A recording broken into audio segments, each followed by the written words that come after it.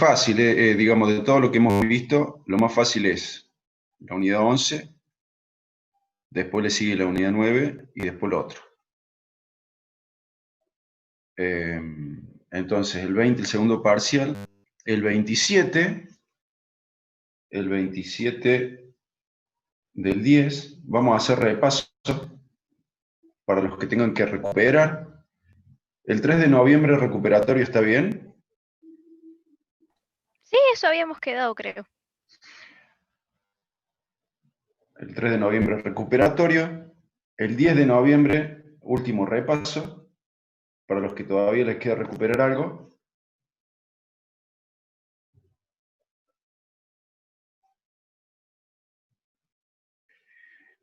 Y el 17 de noviembre, último recuperatorio. Se acabó. Profe, una Sí, consulta. sí, señor. Aquellos que aprueben la materia de forma directa, supóngase a partir del parcial del 20, ¿a las Sí. clases sucesivas tenemos que conectarnos?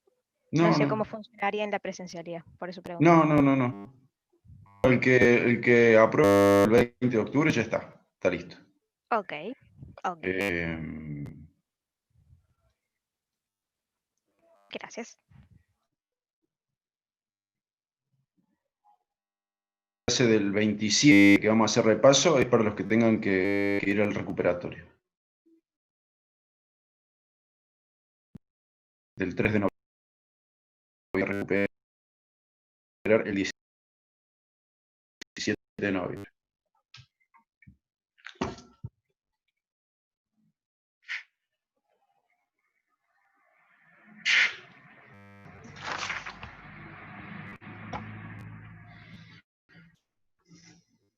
Entonces, vamos a empezar. Vamos a empezar con estática. Tenemos el problema 12. Dice, una escalera se apoya contra una pared lisa sin rozamiento. No hay rozamiento entre la pared y la escalera. La escalera pesa 200 newton y su centro de gravedad está a 0,40 L, 0,40 de la longitud total, medido desde el piso y a lo largo de la escalera, siendo L el largo de dicha escalera. Se pide calcular la fuerza reactiva de la pared a la escalera y cuál debe ser la magnitud de la fuerza de fricción al pie de la escalera para que ésta no resbale. Y por último, la reacción vertical del piso a la escalera. ¿Sí? Tenemos una escalera apoyada contra la pared. Entre la pared y la escalera no hay fricción. Por lo tanto, la pared le va a aplicar una fuerza a la escalera y esa fuerza va a ser perpendicular a la pared. Vamos a suponer que la pared está vertical. En el piso tiene que haber una fuerza de fricción que impida que la escalera se patine y se caiga. Esa fuerza de fricción aplicada ahí en el punto A es la horizontal AR.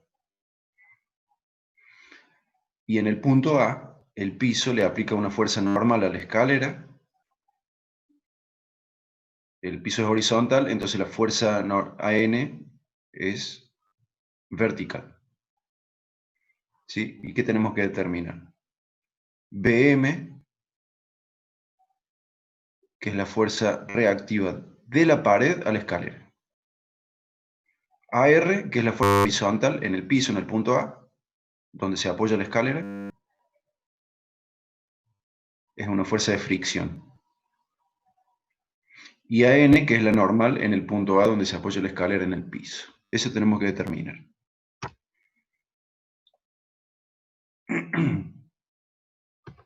¿Sí? Vamos a suponer que nuestra escalera está en equilibrio estático, no se mueve, y vamos a hacer un análisis de equilibrio estático de la escalera. Identificamos el objeto en equilibrio estático, la escalera. Dibujamos un diagrama de cuerpo libre de la escalera.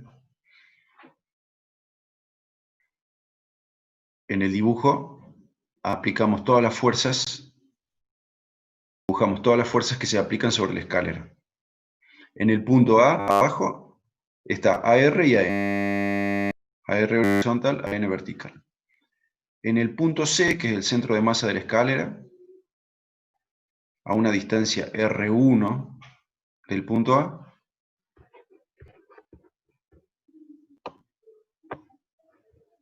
ahí se aplica el peso de la escalera, PM, que es vertical. En el punto B, en el otro extremo, la pared le aplica a la escalera una fuerza RB. Cambia el nombre, RB.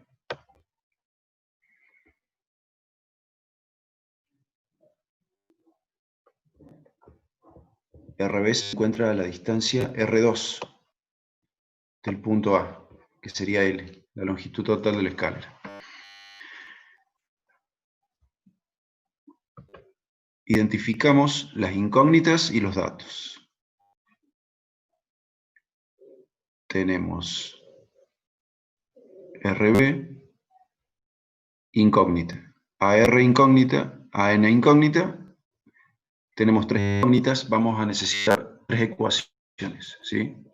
Siempre recordar, definir cuál es el sentido positivo y el negativo. Acá tenemos para los torques, sentido antihorario positivo, sentido horario negativo. Y para las fuerzas,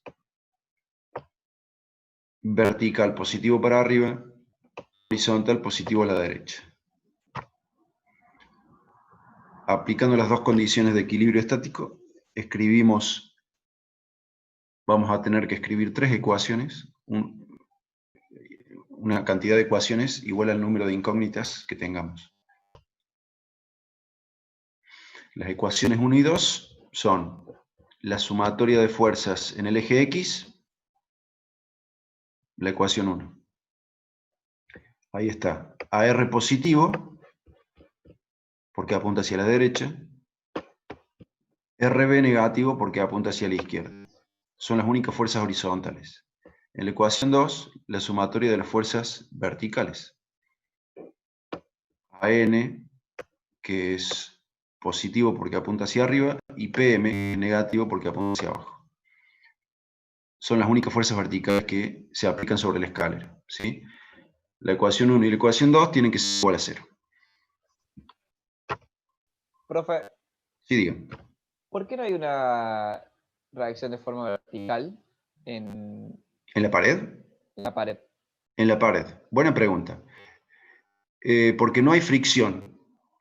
No hay nada en la pared que impida que la escalera patine para abajo. Claro, sí. Bien, si tuviéramos fricción, ahí sí tendríamos una fuerza vertical en el punto B. Perfecto. Bien. Ahora vamos a escribir una ecuación de sumatoria de momento de torsión. Elegimos un punto para eliminar la mayor cantidad de incógnitas posible. Si elegimos el punto A, AR, cuya recta pasa por el punto A, no va a aparecer en la ecuación, porque no ejerce torque alrededor del punto A. Y lo mismo pasa con AN. Si evaluamos la sumatoria de torque alrededor del punto A, vamos a encontrar el torque debido a PM, que es negativo porque propone que la escalera gire en sentido horario alrededor del punto A. Y el torque debido a RB, que va a ser positivo, porque propone que la escalera gire en sentido antihorario alrededor del punto A.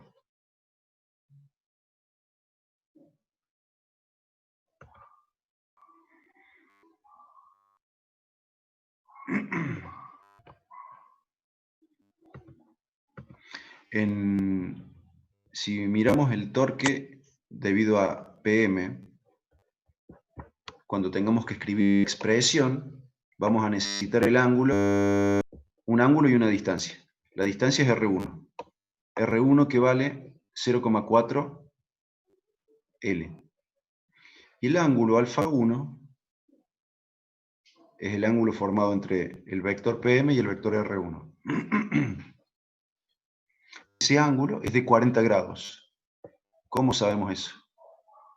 Porque sabemos que entre la horizontal y la escalera hay 40 grados. Entonces, entre la vertical y la escalera tiene que haber 40. ¿Está bien?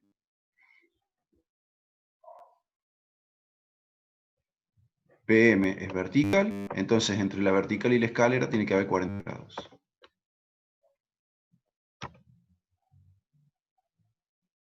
Cuando queremos escribir la expresión de torque debido a RB, vamos a necesitar una distancia que es R2, la distancia entre el punto de rotación y el punto de aplicación de la fuerza, que vale L, la longitud total de la escalera.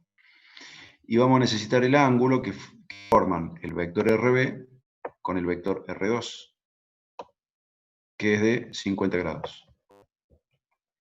Con eso ya podemos operar las ecuaciones para despejar las incógnitas, ¿sí? Tenemos 3 ecuaciones con 3 incógnitas. ¿Se entiende? ¿Hasta acá? Sí. Bien.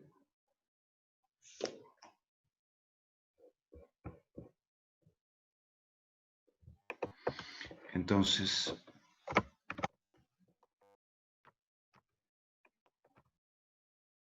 operamos. Empezamos por la ecuación 3.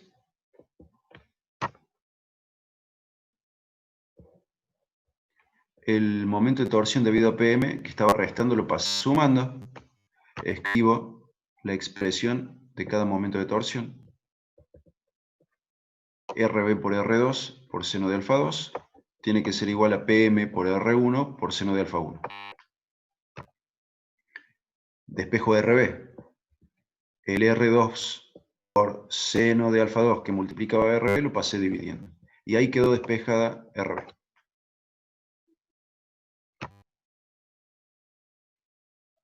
Reemplazo R1 por su equivalente, que es 0,4 L, y R2 por su equivalente, que es L. Simplifico L en el numerador y en el denominador, y ahí me quedo RB. Vamos a la ecuación 1. Despejamos a R. El RB que estaba restando lo pasamos sumando y ahí quedó AR. Y en la ecuación 2, el PM que estaba restando lo pasé sumando al otro lado y quedó despejada AM. Y lo último que falta es reemplazar los números. Ya tenemos las 3 incógnitas despejadas. Determinamos cuánto vale RB. 67,1 newton. ¿Cuánto vale RA? RA nos quedó igual a RB. Perdón, AR. AR nos quedó igual a RB. 67,1 newton. Y AN igual a PM 200 newton. ¿Preguntas?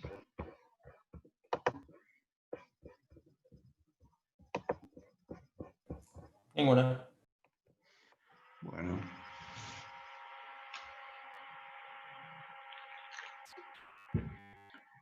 Entonces,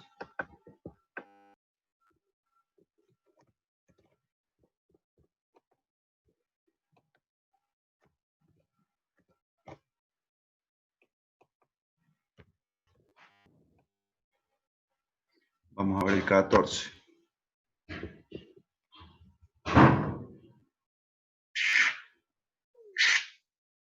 Dice, un cilindro de 70 newton tiene una cuerda enrollada y se mantiene en equilibrio sobre un plano inclinado, como se muestra en la figura. Se pide calcular el coeficiente de rozamiento mínimo necesario para mantener el equilibrio y la fuerza normal y la tensión en la cuerda.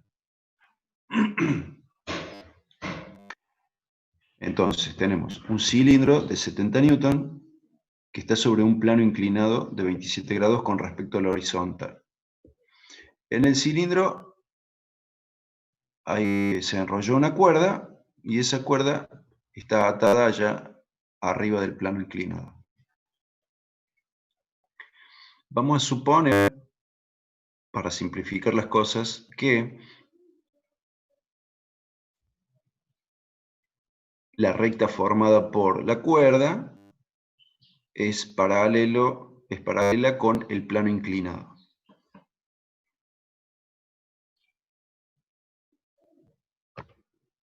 ¿Sí? El cilindro se mantiene en equilibrio, por lo tanto vamos a hacer un análisis de equilibrio estático. Identificamos quién es el objeto en equilibrio, el cilindro. Y dibujamos un diagrama de cuerpo libre del cilindro. Las fuerzas que se aplican sobre el cilindro son su propio peso, Pm. Es un vector vertical que se aplica en su centro de masa. Para simplificar las cosas, vamos a decir que el cilindro tiene su masa distribuida uniformemente, con lo cual el centro de masa se va a encontrar en el centro geométrico del cilindro, en el punto Z. Ahí está Pm. El punto A aplica la tensión de la soga. Y en el punto B se aplican la normal al plano inclinado y la fuerza de fricción. ¿Cómo hacemos para dibujar la fuerza de fricción? Aplicamos la segunda ley de equilibrio estático, la de torque, alrededor del punto Z.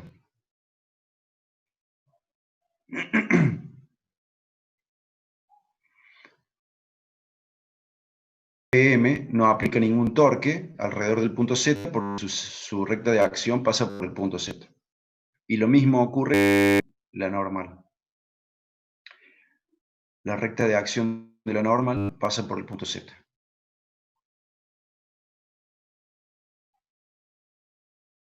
Los que sí ejercen torque alrededor del punto Z son la tensión, que ya sabemos para dónde va, y la fuerza de fricción. Un segundito.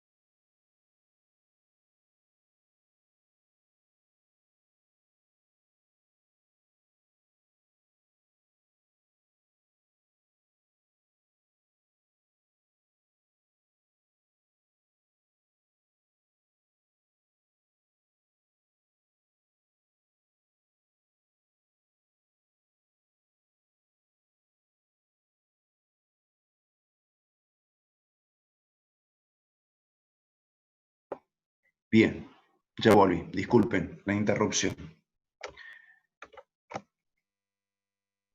Estaba diciendo que las que ejercen torque alrededor del punto Z sobre el cilindro son la tensión y la fuerza de fricción. La tensión ya sabemos para dónde va, para arriba. Ejerce un torque en el sentido horario alrededor del punto Z. Por lo tanto, para que el cilindro esté en equilibrio estático, la fuerza de fricción tiene que aplicar un torque al cilindro en el sentido antihorario.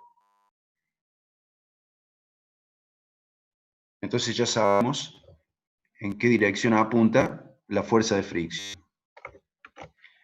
¿Se entiende?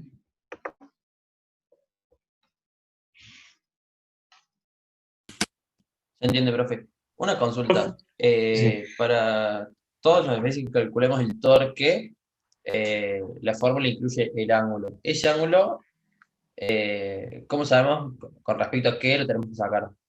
Bien. El ángulo siempre es el ángulo que forman la fuerza y la distancia.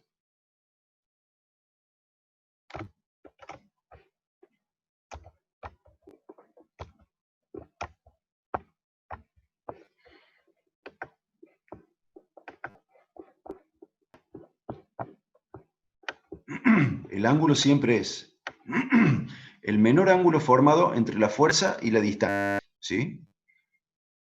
Acá tenemos, por ejemplo, F1 se aplica a una distancia R del punto Z. El torque de F1 va a ser F1 por R1 por alfa 1, el menor ángulo formado entre la distancia y la fuerza. Ahora sí, perfecto. ¿Sí? Ese ángulo puede ser, va a ser mayor que 0 menor que 9, y puede ser menor o igual que 90. Siempre vamos a usar los ángulos mayor que 0 o menor o igual que 90. Y menor o igual que 90. Bien, entonces ya sabemos para dónde va la fuerza de fricción. Identificamos las incógnitas y los datos. Las incógnitas son la tensión de la soga, la fuerza de fricción, el coeficiente de fricción estático y la normal. Tenemos 4 incógnitas. Vamos a necesitar 4 ecuaciones para resolver estas 4 incógnitas. Acá tenemos 2 ecuaciones. La 1 dice que la fuerza de fricción es igual al coeficiente de fricción estático por la normal. La otra ecuación, la 2, dice que la normal es igual a Pm por coseno de alfa 1.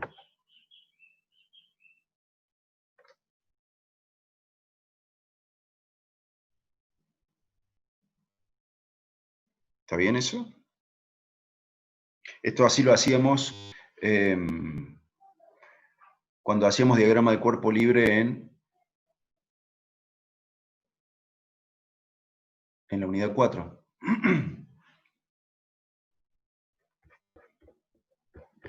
Pm por coseno de alfa te va a dar la componente de Pm que es perpendicular con el plano inclinado.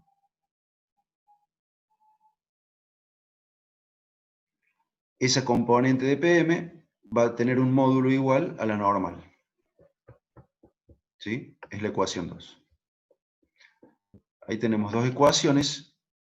Nos faltarían 2 ecuaciones más. Para obtener esas 2 ecuaciones más, vamos a considerar las condiciones de equilibrio estático. ¿Sí? Siempre para plantear las condiciones de equilibrio estático hay que definir los sentidos positivo y negativo. Profe, una pregunta. Sí. Ahí en el gráfico usted plantea el X y Y como, o sea, como siempre. Sí. Pero ¿no sería más fácil inclinarlo a los 27 grados para tener como más fácil de calcular? Sí, sí, tienes razón. Es cierto. Sería más fácil para calcular la sumatoria de fuerzas en el eje X y en el eje Y. Claro, sí, Es por eso. cierto. Es cierto.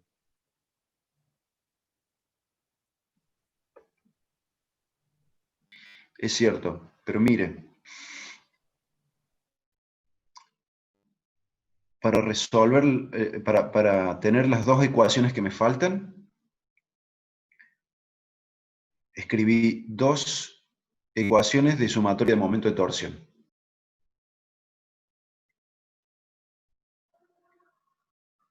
Una alrededor del punto A y otra alrededor del punto Z.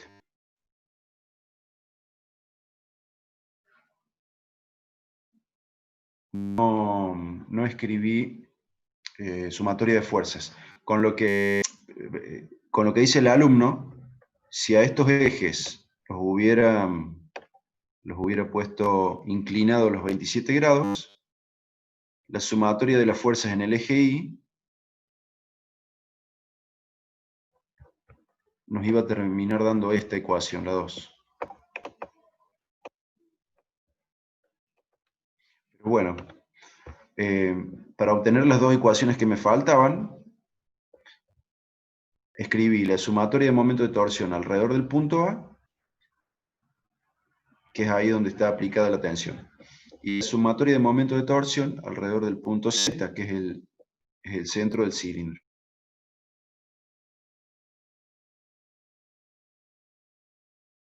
En la sumatoria de momento de torsión alrededor del punto A tenemos el torque debido a PM, que propone que el cilindro gire en el sentido horario alrededor de A,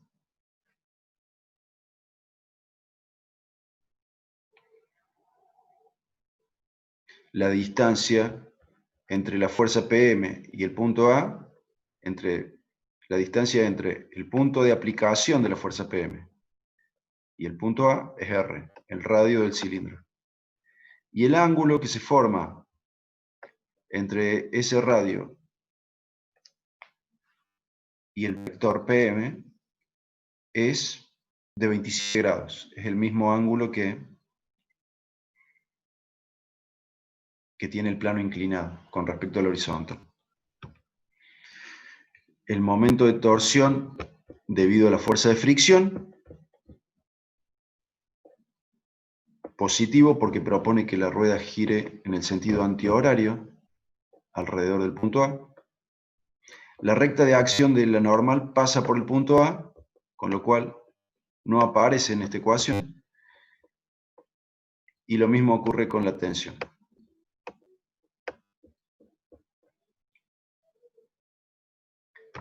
La otra ecuación, la sumatoria de momento de torsión alrededor del punto Z.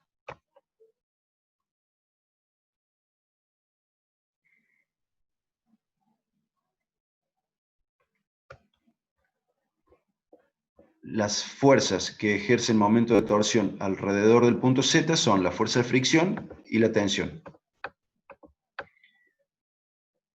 PM, cuya recta de acción pasa por el punto Z, no aparece en la ecuación. Y ocurre lo mismo con la normal. El momento de torsión debido a la fuerza de fricción es positivo, porque propone que el cilindro gire alrededor del punto Z en el sentido antihorario. La distancia entre el eje, el punto Z, y el punto de aplicación de la fuerza de fricción es R, el radio del cilindro. Y el ángulo formado entre el radio y la fuerza de fricción es de 90 grados. El torque que ejerce la tensión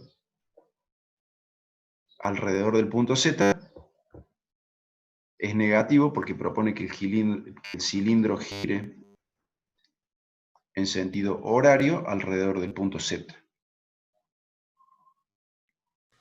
Profe, desde la fórmula lo que explica que el n no influye en la torsión es que en ese caso el ángulo y el seno de 180 sería cero, ¿no? Claro, sí, matemáticamente. Pero por otra parte, te acordás que habíamos dicho, como la recta de acción de la fuerza pasa por el eje, no propone rotación, más bien propone traslación. Sí, sí. Por eso, cierra por todos lados, digamos. Ahí ya calculando la normal y no hace falta que usemos la fórmula del torque para calcular T, sino que lo podemos igualar directamente a la fricción. Sí, sí, porque el momento de torsión que ejerce la fuerza de fricción va a terminar siendo igual al momento de torsión que ejerce la tensión. Y como la distancia es igual en ambos casos, van a terminar siendo iguales. Pero también lo podemos hacer analíticamente, si no lo vieron.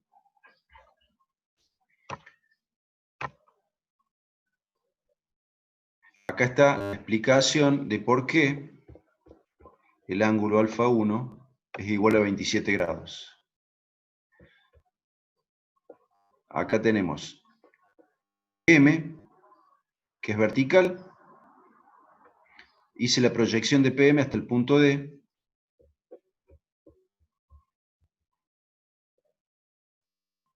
Una línea horizontal entre el punto D y el punto C. Y una línea de a 27 grados entre el punto C y el punto Z.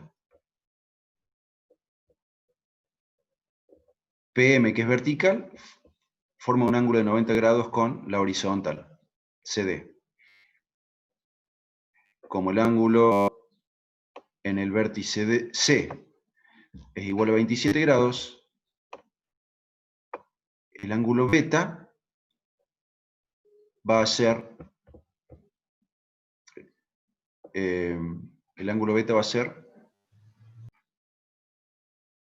90 menos 27.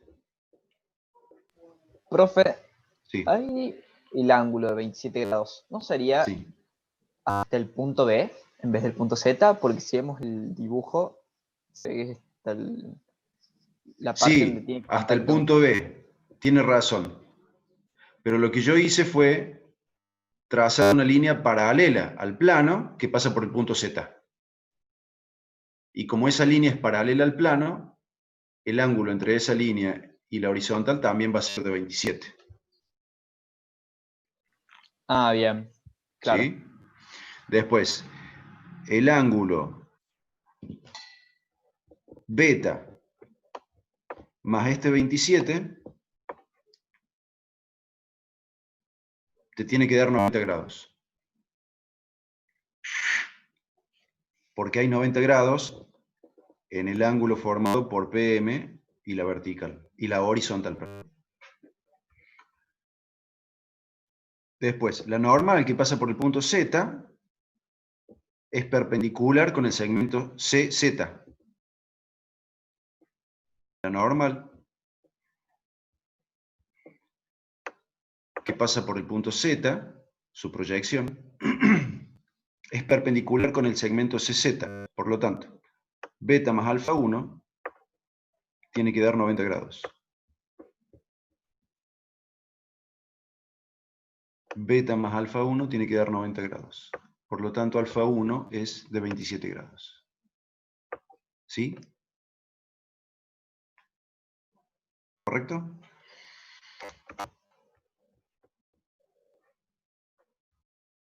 Estamos de acuerdo. Bueno, entonces, lo único que queda es operar las ecuaciones. Acá tenemos la ecuación 3, a donde hay un dato y una incógnita. Despejamos el torque debido a la fuerza de fricción. El torque debido a PM, que estaba restando, lo pasé sumando. Reemplazo la expresión de cada torque. El de la fuerza de fricción es fuerza de fricción por la distancia al punto A, que son 2 veces el radio, por seno de 90 grados. Y el de PM es PM por la distancia que hay entre el punto donde se aplica PM, es el punto Z, y el punto que estamos analizando, que es el punto A, es R. Por seno de alfa 1. El menor ángulo que se forma entre el vector PM y el vector R. SR.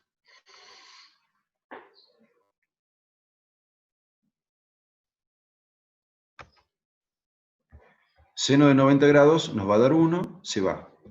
Simplificamos R, que está multiplicando en ambos lados de la ecuación, y el 2, que multiplicaba a la fuerza de fricción, lo pasé dividiendo para el otro lado. Y ahí quedó despejada la fuerza de fricción. En la ecuación 4, como ya sabemos la fuerza de fricción, vamos a despejar la tensión. El torque, debido a la fuerza de fricción que estaba sumando, lo pasé restando. Simplifico los signos negativos. Reemplazo la expresión de cada torque. Estamos analizando el punto Z. Entonces, tenemos el torque debido a la tensión es T por R por seno de 90 grados. Y el torque debido a la fuerza de fricción es fuerza de fricción por R por seno de 90 grados. Simplificamos R por seno de 90 grados y nos quedó lo que decía el compañero, tensión igual fuerza de fricción.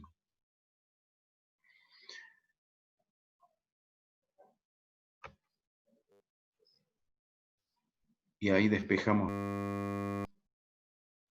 el coeficiente de fricción estático. Será igual a la fuerza de fricción sobre la normal. Y lo único que nos queda es reemplazar los números. La fuerza de fricción nos quedó 15,9 newton, igual que la tensión, la normal 62,4 newton y el coeficiente de fricción 0,255.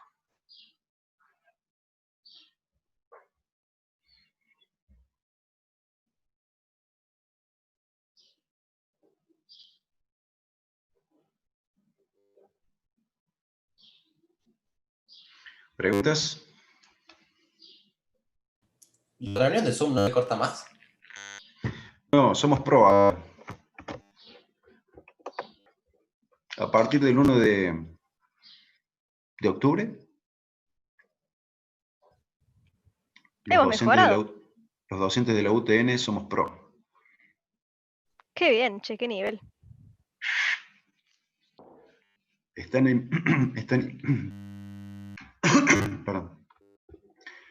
invirtiendo el dinero de los impuestos en algo bueno para nosotros. Bien.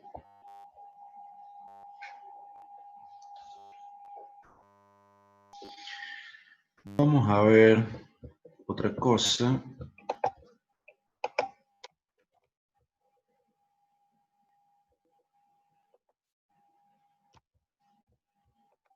El 20.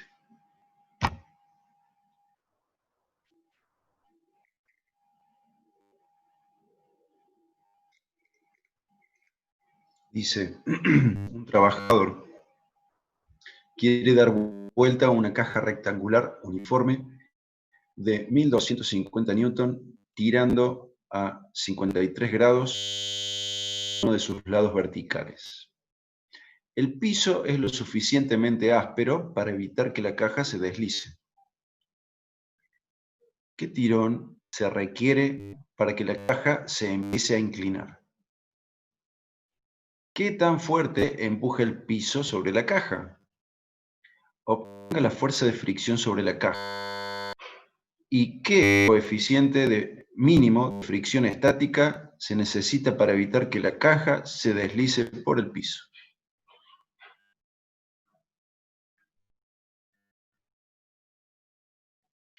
Bien. Acá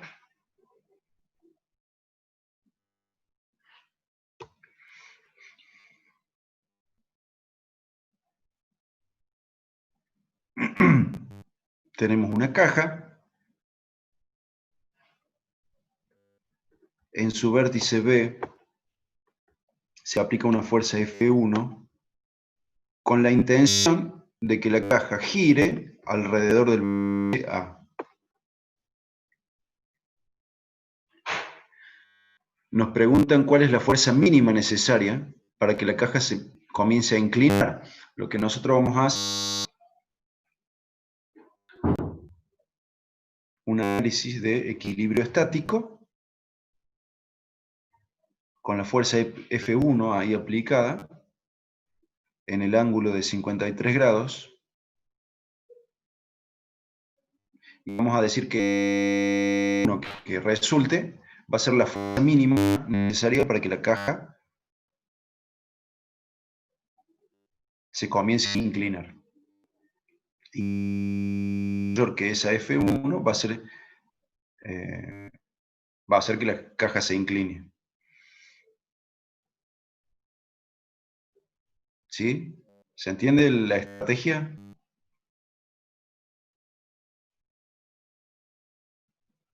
¿La puedes repetir? Nosotros tenemos nuestra caja, ¿verdad? En el vértice B de la caja vamos a aplicar una fuerza, F1, con ese ángulo de 53 grados. No sabemos cuánto vale esa F, pero va a hacer un análisis de equilibrio estático con esa fuerza aplicada ahí. Y vamos a decir que la fuerza que resulte va a ser la fuerza mínima para que la caja se empiece a inclinar. Cuando la caja se incline, lo va a hacer alrededor del vértice A, ¿correcto? Sí. Entonces, si nosotros decimos que con la fuerza F1 la caja está en equilibrio,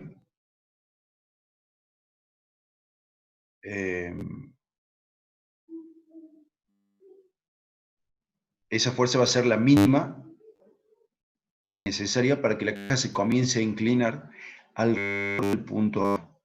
Supongamos que no aplicamos la fuerza. No aplicamos la fuerza F1, la hacemos. O la hacemos igual a 0. La fuerza F1 es igual a 0. En el gráfico de la izquierda. ¿Cuáles son las fuerzas que se aplican sobre la caja si la fuerza del tirón es igual a 0? El peso y la normal. El peso y la normal. Si nosotros hacemos que la fuerza F1, el tirón, comience a aumentar desde 0, ¿qué va a ocurrir? Va a aparecer la fricción y va a aumentar la normal. Claro. Va a aparecer la fricción y la normal se va a estar aplicando ahí en el vértice A. Ahí en el vértice A se va a aplicar la normal más la componente vertical de F1. RAN. Es como que la normal se desplaza al vértice A y además ahí va a haber una fuerza adicional que va a ser de módulo igual a la componente vertical de F1.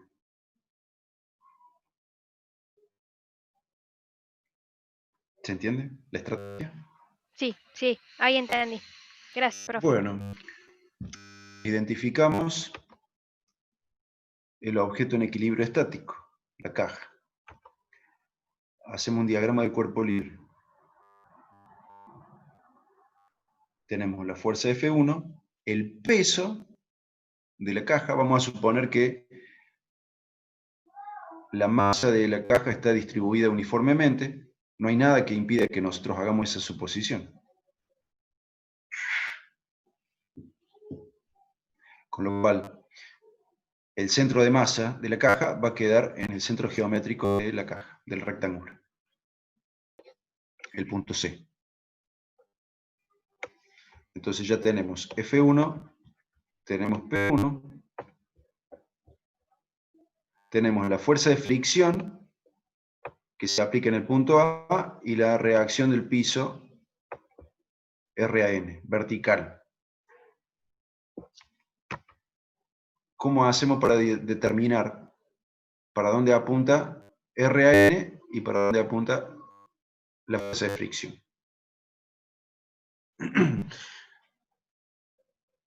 La fuerza de fricción tiene que compensar la componente horizontal de F1, que es la única fuerza horizontal que hay. Y RAN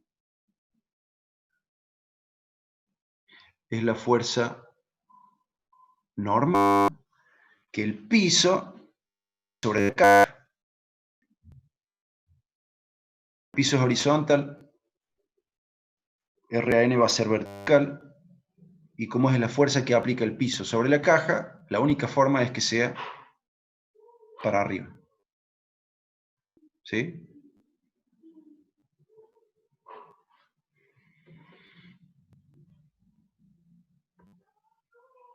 Identificamos datos e incógnitas.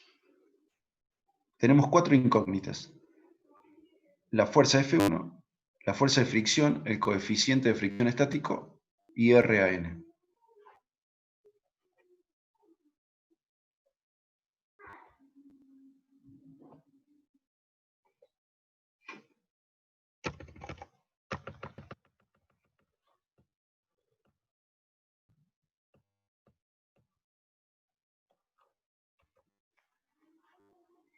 Definimos el signo positivo y el sentido positivo y el sentido negativo. Y ahora vamos a tener que escribir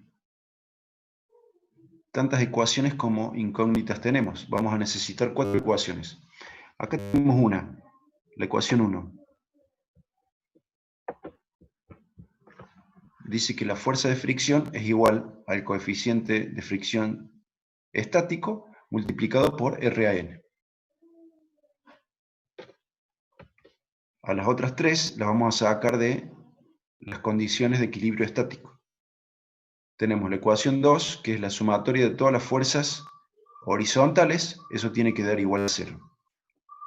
Las fuerzas horizontales que tenemos son la componente horizontal de F1, que va restando porque apunta hacia la izquierda, y la fuerza de fricción que va sumando porque apunta hacia la derecha. La ecuación 3 es la sumatoria de todas las fuerzas verticales. Está la componente vertical de F1, que va restando porque apunta hacia abajo. RAN que va sumando porque apunta hacia arriba. Y PM que va restando porque apunta hacia abajo. Para escribir la ecuación de momento de torsión, elegimos un punto estratégicamente para eliminar la mayor cantidad de incógnitas. Nosotros elegimos el punto A para evaluar los momentos de torsión. La fuerza de fricción no va a aparecer, porque su recta de acción pasa por el punto A. Y va a ocurrir lo mismo con RAN. Entonces, en la sumatoria de momento de torsión alrededor de A, aparece el torque debido a F1, positivo, propone que la caja gire alrededor del punto A en sentido antihorario. Y el momento de torsión debido a PM, negativo, porque propone que la caja gire alrededor del punto A en el sentido horario. ¿Sí? Ahora que ya escribimos la ecuación de momento de torsión, ahora ya sabemos cuáles son los radios, las distancias y los ángulos que necesitamos determinar. Necesitamos determinar R1, que es la distancia entre el punto de rotación y el punto de aplicación de la fuerza F1. R1 vale 1,50 metros. Es la altura de la caja.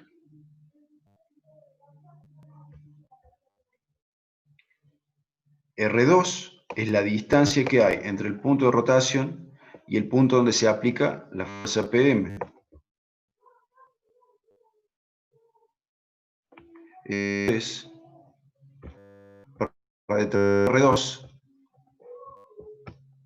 para determinar R2, hacemos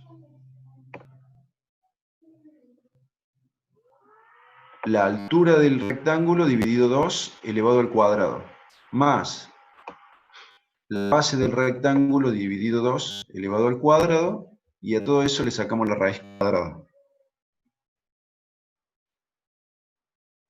¿Estamos de acuerdo? Ese sería el centro del rectángulo. Y para determinar alfa 2, acá tiene que decir alfa 2. Para determinar alfa 2, que es el ángulo que hay entre P... A ver, para.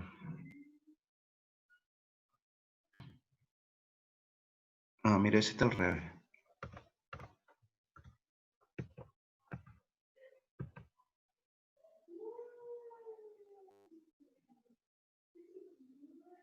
Puso 2 veces alfa 1, profe. Sí, y además el ángulo alfa 1 tiene el vértice en A. Sí. Está mal eso. Acá tiene que ir un ángulo que tiene el vértice en el punto C y que se tiene que llamar alfa 2.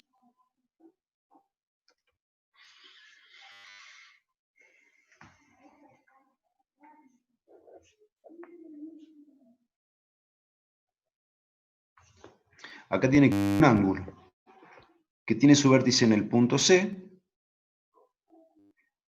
Es el ángulo formado por R2 y PM. Ese ángulo se llama alfa 2. Y ese ángulo es igual a tangente a la menos 1 de el cateto opuesto. A ver, ¿estáis seguros? Lo estoy dibujando acá.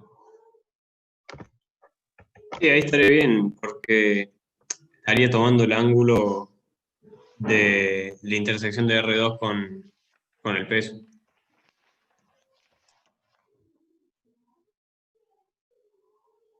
Opuesto.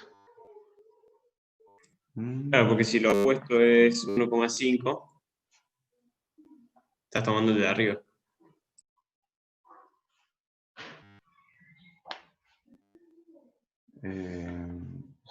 Yo quiero C. Este es A. Y yo quiero alfa 2. El ángulo entre R2 y PM. Ese ángulo, el cateto opuesto sería la base.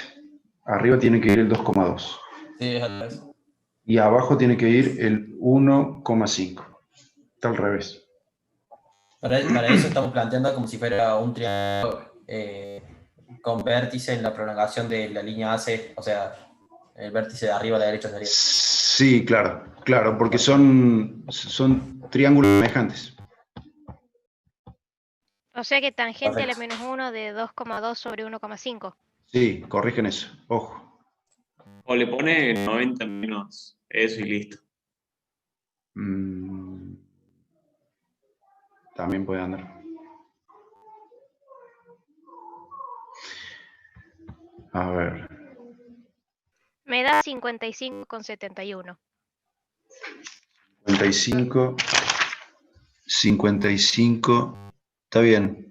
55,7. Alfa Sí. 2, alfa 2, 55,7. Bien.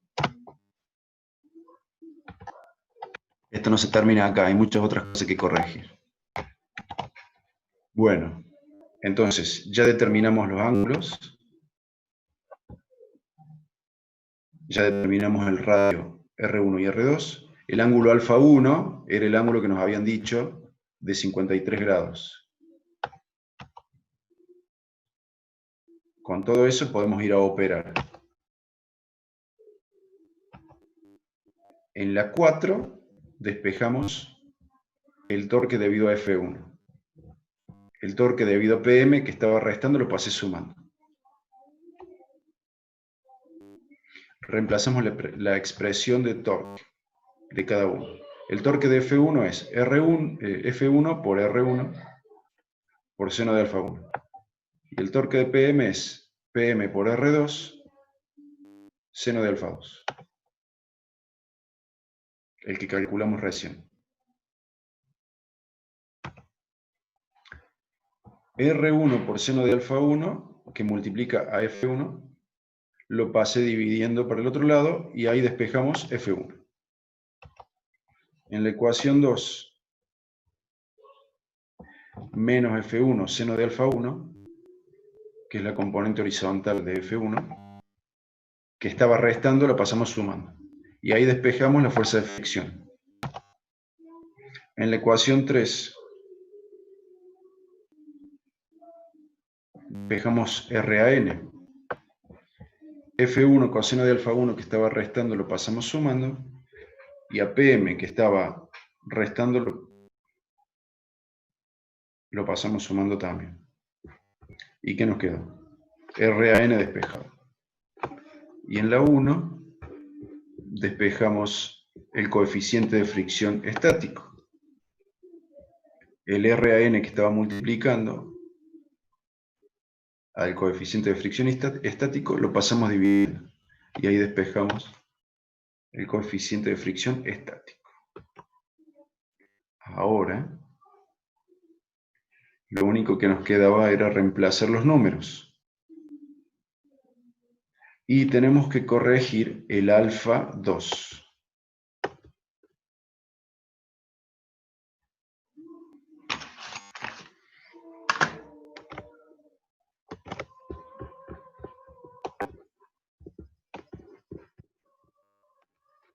Profe, ¿cuánto es PM Entonces, que no alcanzo a ver?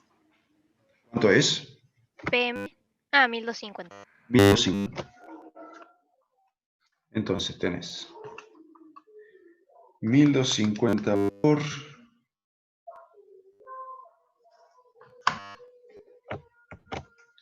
1,33 por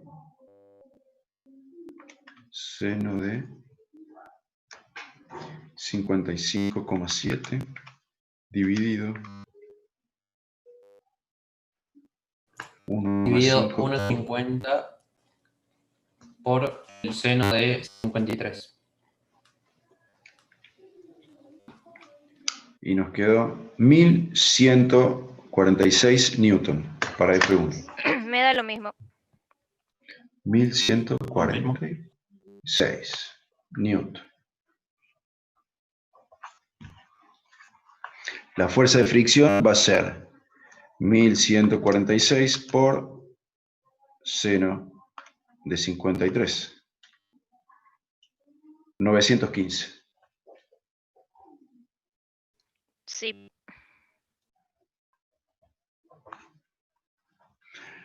Y RAN está bien. porque ahí no interviene el alfa 2, el ángulo de la muerte. Pero si nos cambió el F1, Tiene ¿no va a razón, cambiar? sí interviene entonces. Cambio el F1. 1146 por coseno de 53 más 1250. 1940. Sí, me da lo mismo. RAN es igual a 1940 minutos. Muy bien.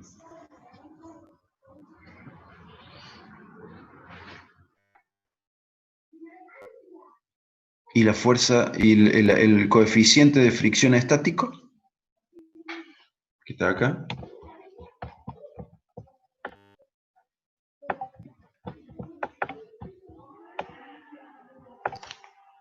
También cambia.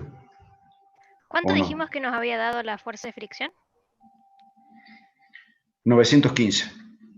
Bien, gracias. 915 dividido 1940. 0,472. Sí, Pi. El coeficiente de fricción estático, 0,472. Muy bien. ¿Preguntas?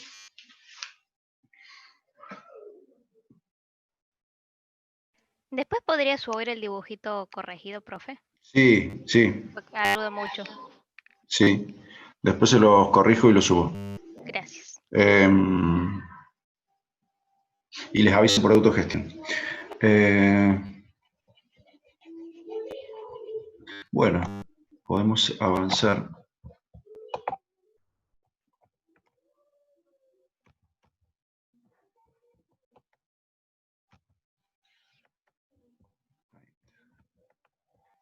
El 8.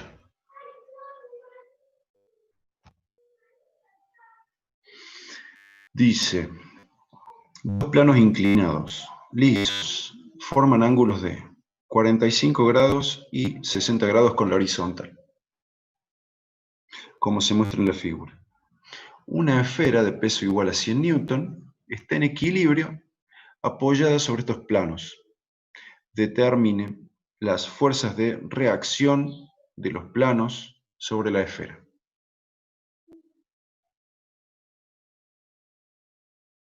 ¿Sí?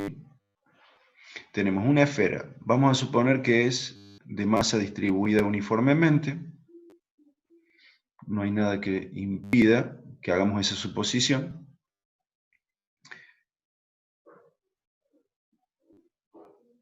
La esfera pesa 100 newton, está en equilibrio entre los planos. Lo que queremos saber es cuál es la fuerza de reacción de cada plano sobre la esfera. Vamos a hacer un análisis de equilibrio estático. Identificamos el objeto en equilibrio estático, la esfera. Dibujamos un diagrama de cuerpo libre de la esfera.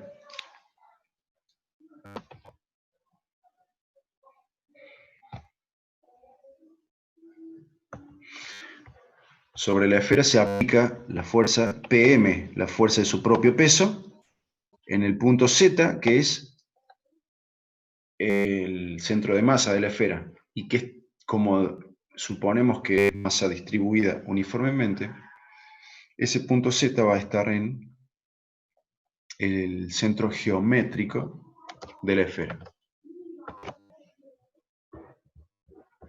Ahora la pregunta es, ¿cómo hacemos para dibujar RA y RB? RA es la normal, la fuerza normal que aplica el plano inclinado de 45 grados sobre la esfera. ¿Sí? Entonces, RA va a formar 90 grados con el plano inclinado de la izquierda. Además, la recta de acción de la fuerza RA pasa por el centro geométrico de la esfera. La fuerza RB es la normal que aplica el plano de la derecha sobre la esfera. RB forma 90 grados con el plano de la esfera, con el plano de la derecha, y además su recta de acción pasa por el punto Z. ¿Sí? Identificamos las incógnitas y los datos. Tenemos dos incógnitas, RA y RB. Y los datos que tenemos son el peso de la esfera y el ángulo de los planos inclinados. Definimos los ejes, los sentidos positivo y negativo. Y ahora vamos a escribir tantas incógnitas como... No, tantas ecuaciones como incógnitas tengamos. Es decir, que necesitamos dos ecuaciones.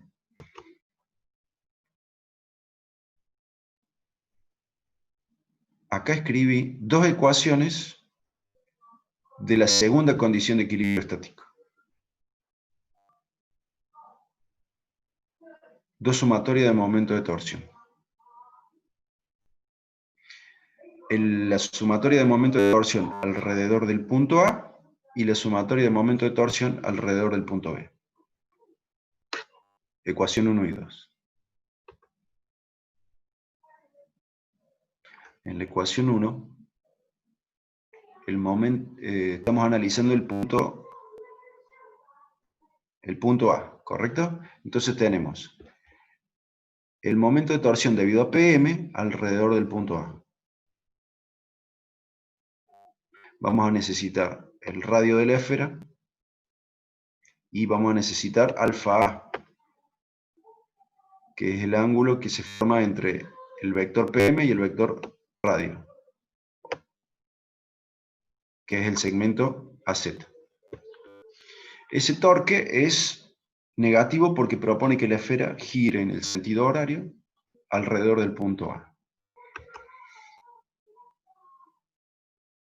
RB ejerce un torque alrededor del punto A. La fuerza se aplica ahí en el punto B. El torque es positivo porque propone que la esfera gire alrededor del punto A en el sentido antihorario. Vamos a necesitar R1, que es la distancia del segmento AB. Y vamos a necesitar alfa RB, que es el ángulo que se forma entre el vector RB y el vector R1. En la ecuación 2, en la ecuación 1 no aparece RA, porque su recta de acción pasa por el punto que estamos analizando. En la ecuación 2 analizamos la sumatoria de torque alrededor del punto B. Aparece el torque debido a PM, que es positivo porque propone que la esfera gire en el sentido antihorario alrededor del punto B.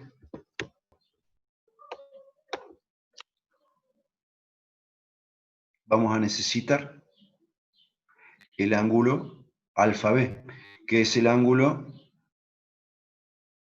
entre el vector PM y el segmento ZB.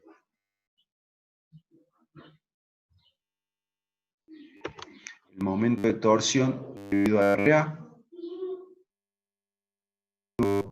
porque propone que la esfera gire alrededor del punto B en el sentido horario. Vamos a necesitar a R1, otra vez, el segmento AB, y el ángulo alfa RA, que se forma entre el vector RA y la proyección de R1.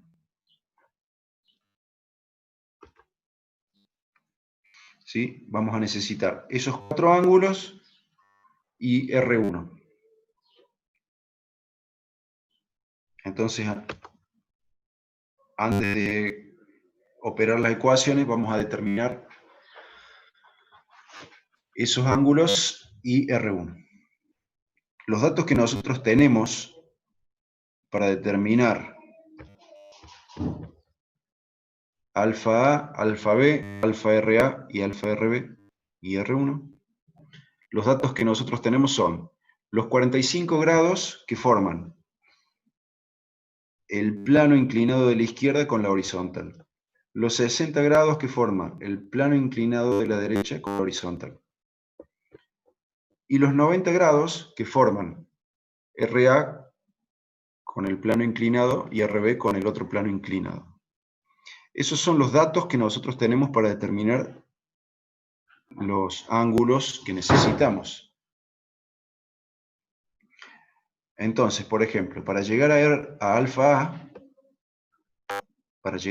A, empiezo con los 45 grados del plano inclinado.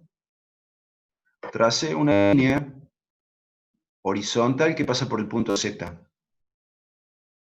Determina el punto D en el plano de la izquierda. El ángulo formado entre esa línea horizontal que pasa por el punto D y el plano inclinado de la izquierda es de 45 grados. ¿Sí?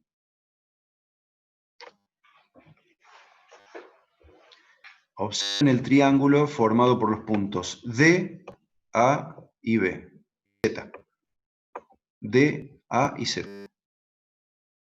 En ese triángulo tenemos en el vértice A 90 grados. En el vértice D tenemos 45 grados. Por lo tanto, en el vértice Z vamos a tener 45 grados.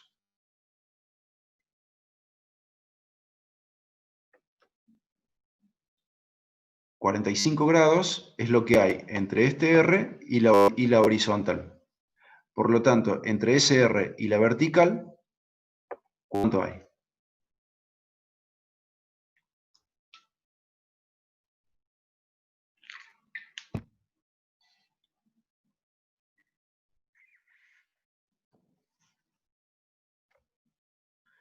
$45 grados. ¿Sí? Alfa A de 45 grados. Para llegar hasta alfa B,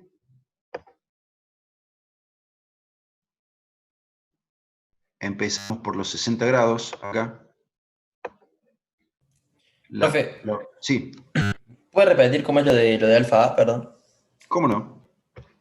Para llegar hasta alfa A, empezamos por los 45 grados de esto de acá abajo.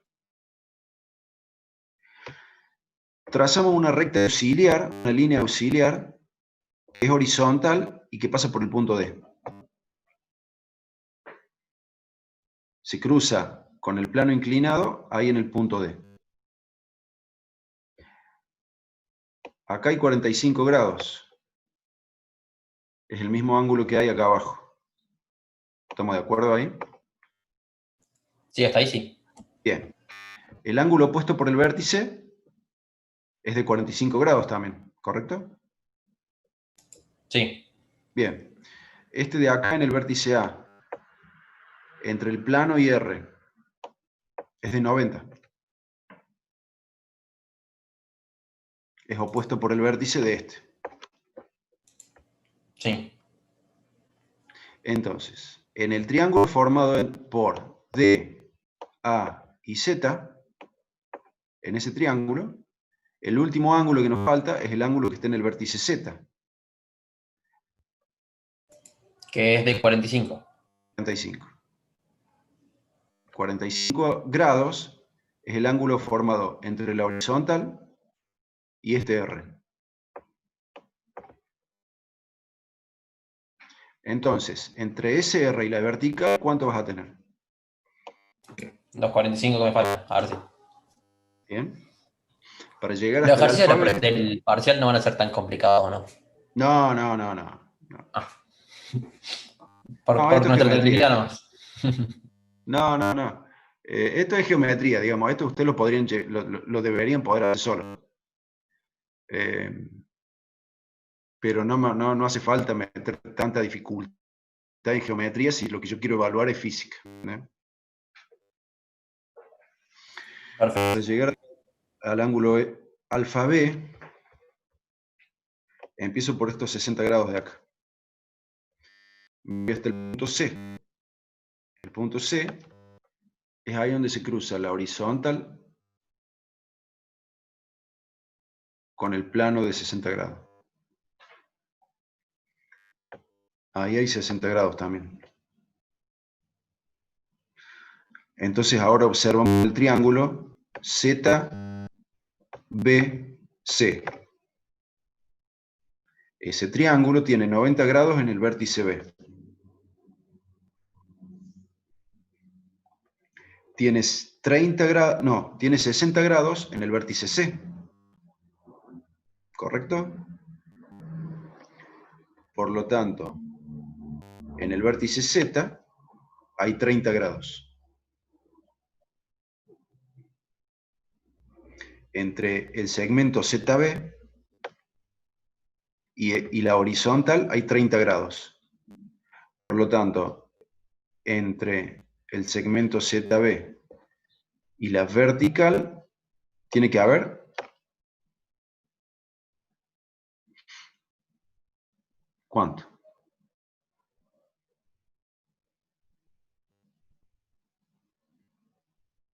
60. Lo dijeron por el chat. Bien. Hábleme porque no estoy mirando el chat. Bueno. Entonces, alfa B vale 60.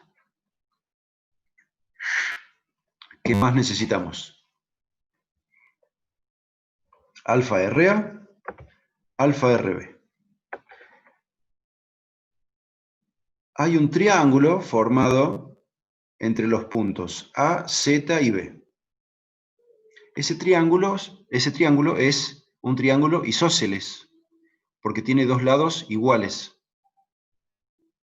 El lado AZ y el lado ZB. Son dos lados iguales. Por lo tanto, alfa RA va a ser igual con alfa RB. ¿Estamos de acuerdo?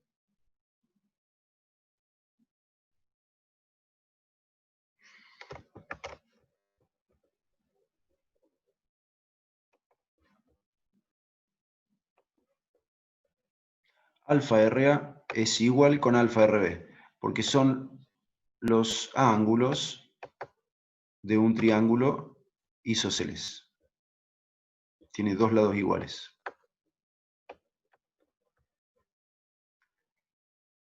El otro ángulo del mismo triángulo es igual a alfa A más alfa B, que nos da 105. Por lo tanto, hace 180 menos 105 nos da 75. 75 es la suma de alfa RA más alfa RB. Hacemos 75 dividido 2, porque son iguales, y nos da 37,5.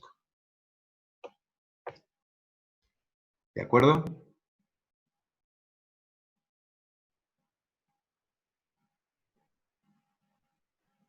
Lo último que queremos saber es R1.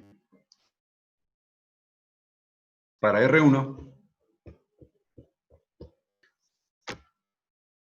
R1,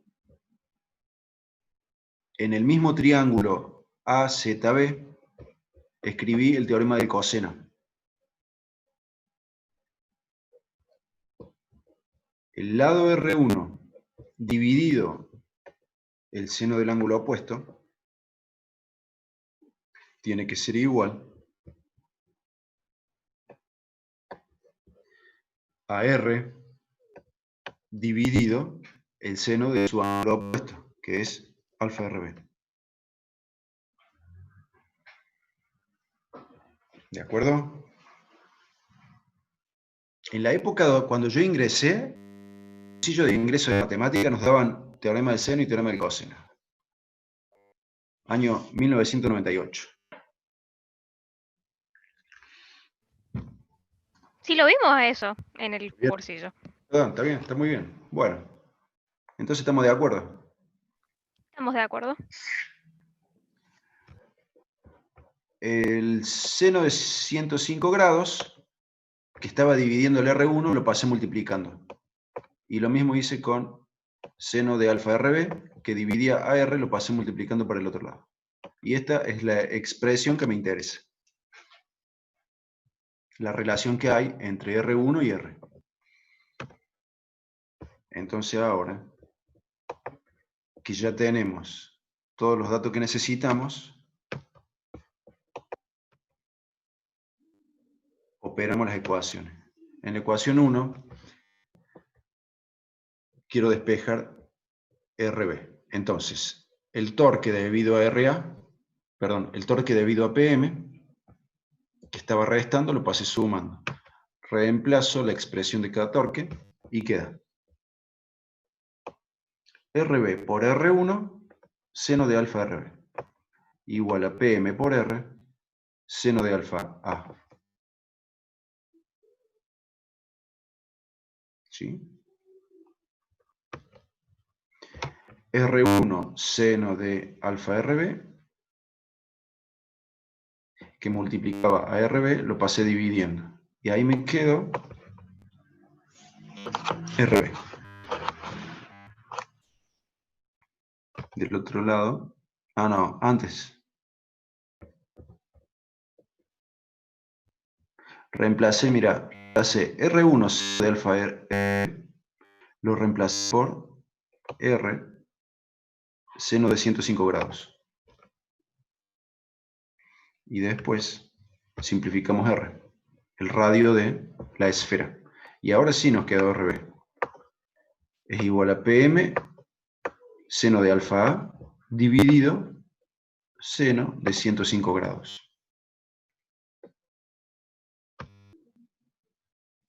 En la ecuación 2, el momento de torsión alrededor de B debido a PM, que estaba sumando, lo pasé restando.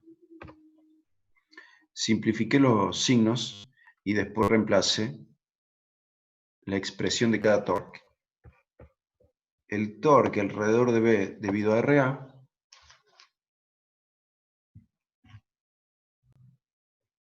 es RA por R1 por seno de alfa RA.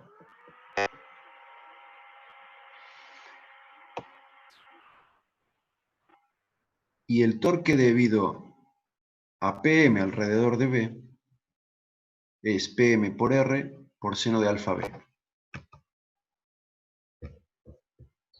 R1 por seno de alfa RA, que multiplicaba con RA, lo pasé dividiendo. Reemplacé R1 por seno de alfa RA, lo reemplacé por su equivalente, R por seno de 105 grados. Y simplifique R.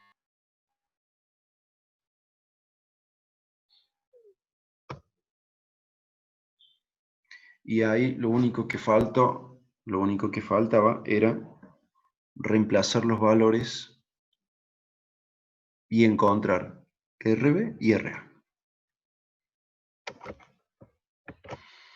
Preguntas.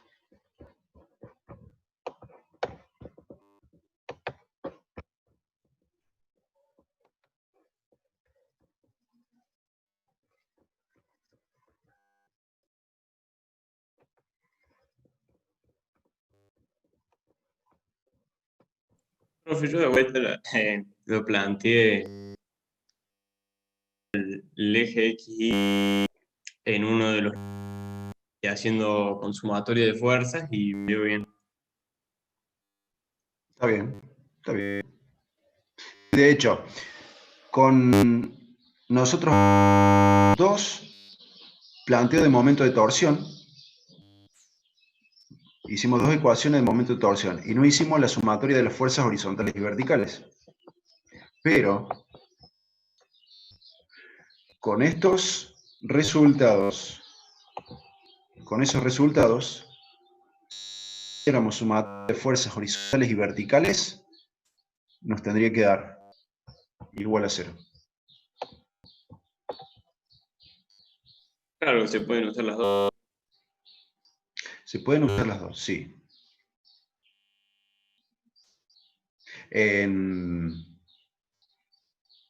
Digamos, la novedad de la física 1 que están viendo ahora es el torque. Porque la sumatoria de fuerzas, la estática, en secundario ustedes vieron la estática. En el cursillo de nivelación vieron estática. Sí, sí. Vieron estática, pero sin torque. Claro. Acá lo que más tenemos que practicar son las ecuaciones de torque.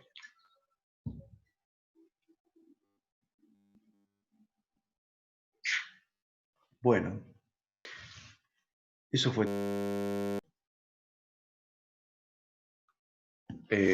Digamos, con esto cerramos la unidad de estática.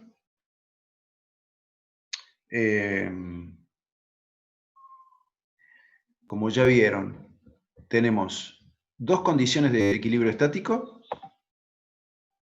con lo cual podemos plantear dos ecuaciones de sumatoria de fuerzas horizontales y verticales, y podemos plantear la cantidad de sumatoria de torque que sea necesario.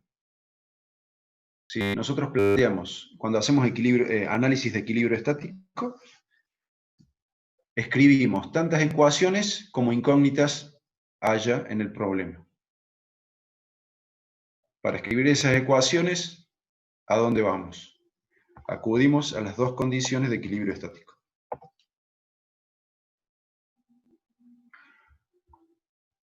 Las ecuaciones de sumatoria de fuerzas en el eje X y en el eje Y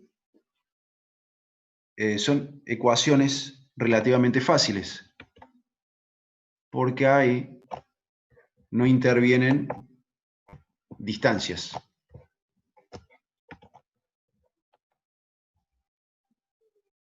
Vamos a buscar una. Tenemos una. En las ecuaciones de momento, en las ecuaciones de sumatoria de fuerzas en el eje X o en el eje Y, no intervienen distancias. Estas ecuaciones son más fáciles de armar. Después, cuando tenemos que armar la ecuación de sumatoria de torque, primero, elegimos un punto estratégico para eliminar incógnitas. Y una vez que elegimos un punto, van a quedar determinados la distancia que tenemos que calcular y el ángulo que tenemos que determinar. ¿Sí? ¿Se entiende?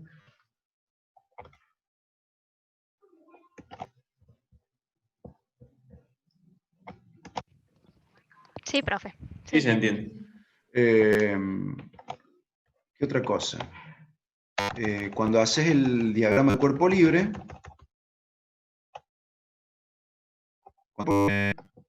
tenés que aislar al objeto que estás analizando y aplicar sobre ese objeto todas las fuerzas que se aplican sobre ese objeto. Su peso, las reacciones de las distintas superficies, la fricción, ¿sí? Muy importante definir el sentido de los positivos, para dónde van los positivos y para dónde van los negativos. Y con eso van a andar. Profe, me quedó una duda ahí en ese ejercicio.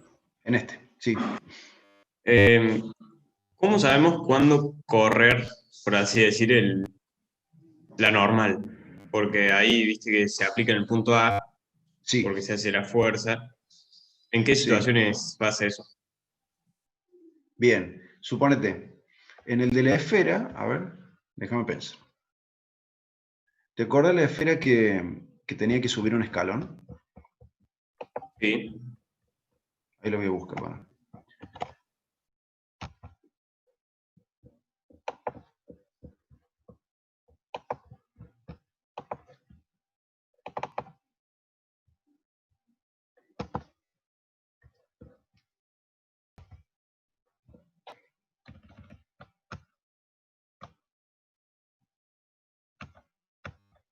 Esta esfera tenía que subir un escalón de 10 centímetros.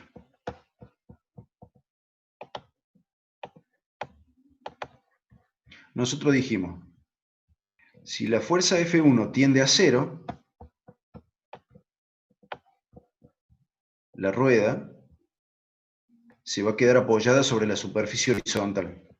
Entonces, la superficie horizontal le va a estar aplicando una fuerza normal a la rueda.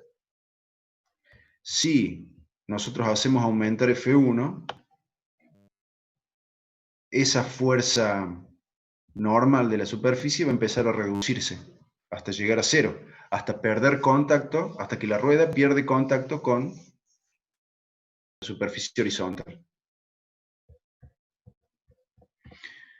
En el caso de la caja es más o menos parecido, aunque la caja esta no es redonda, es rectangular.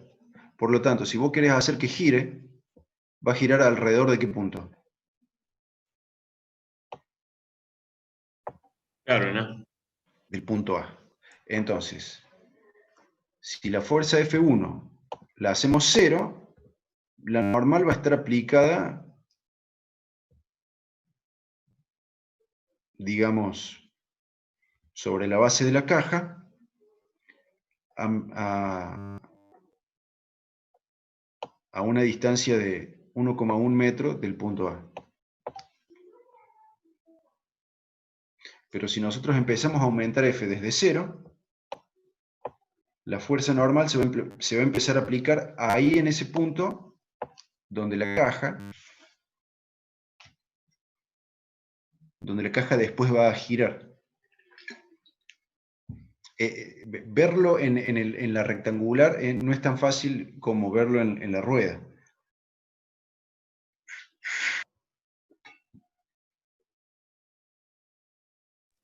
No, claro, pero sí se entiende. ¿Sí? Bueno. Bueno. Muchas gracias por su tiempo.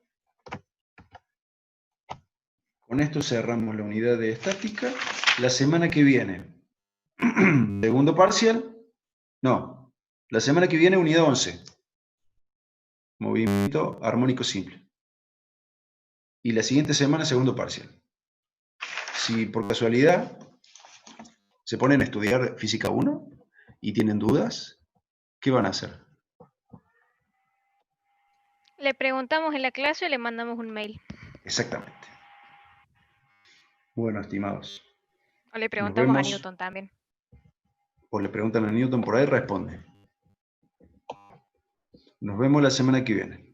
Profe, una pregunta. Sí. ¿Cómo era lo de los recuperatorios? ¿Hay un solo recuperatorio después de este parcial? Tenés el 20 parcial, el 27 repaso, el 3 de noviembre recuperatorio. ¿Sí? El 10 de noviembre, que sería la última semana del calendario, Sí. vamos a hacer un último repaso. Y el Bien. 17 de noviembre, que cae fuera del calendario, ahí tomaríamos el último recuperatorio. O sea que si me va mal en este parcial, puedo tener 2 instancias de recuperatorio. Sí. ¿Vos rendiste el primer parcial? Sí. ¿Y qué te sacaste? Un 8. Bien. Entonces, vos tenés cada alumno tiene la posibilidad de rendir 2 recuperatorios. Claro, y si no usé el primero, puedo usar estos 2 ahora para este segundo. Podés usar parcial. estos 2. Sí. Perfecto. Estos 2 de ahora son para los casos como el tuyo. Buenísimo. Bueno, muchas gracias. Bueno. Nos vemos la semana que viene entonces. Chao, profe, nos vemos. Nos vemos, chau. profe. Buena semana. Nos vemos, profe. Muchísimas gracias. Vos.